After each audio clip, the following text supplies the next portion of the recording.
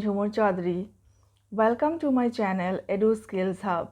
From today onwards, I am going to start political science classes as well. I will cover all important lessons of school, degree, university level topics.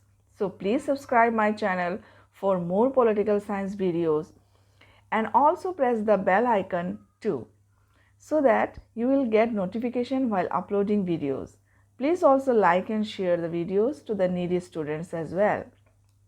My dear students, always try to answer of your questions point wise during your examination so that you can score good marks. So let's start.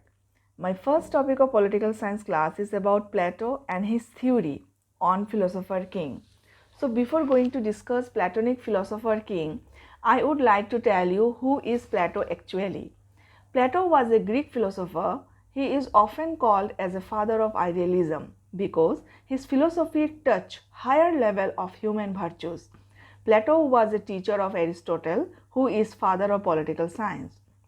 So let's start Plato's theory on philosopher king. Plato discussed philosophers' role in his famous book The Republic. Plato was against the democratic system of government prevailing in Athens during his time, as it was cause of the death of his beloved master Socrates. Platonic philosophers must possess certain qualities.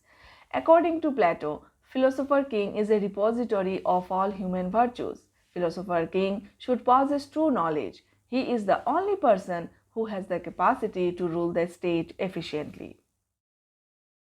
Philosopher king should possess definite knowledge of state principles. These principles guide him to rule efficiently.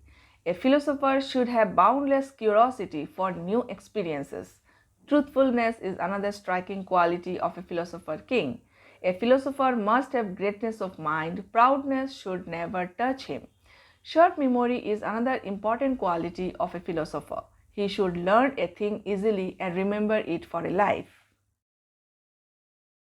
A philosopher is free from earthly desire. He should not have family life. A philosopher is completely free from family. A philosopher must be a self-controlled man. He is never eager to get and spend money. Now, Platonic philosopher has some criticisms as well. Plato entrusted absolute power in the hands of those philosophers who possess these qualities. There is no such guarantee that the philosopher king always rule the country in the best interest of all.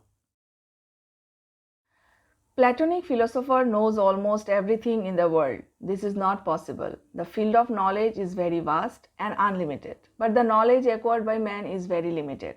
Plato makes a particular class of persons to rule the state permanently. This is very defective.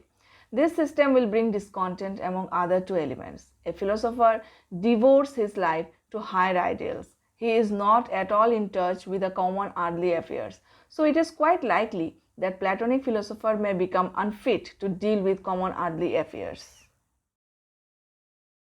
Hence, in the conclusion, we can say that it is found Platonic conception of philosopher's role has so many drawbacks. It appears to us as an impractical idea, but at the same time, it is not entirely valueless.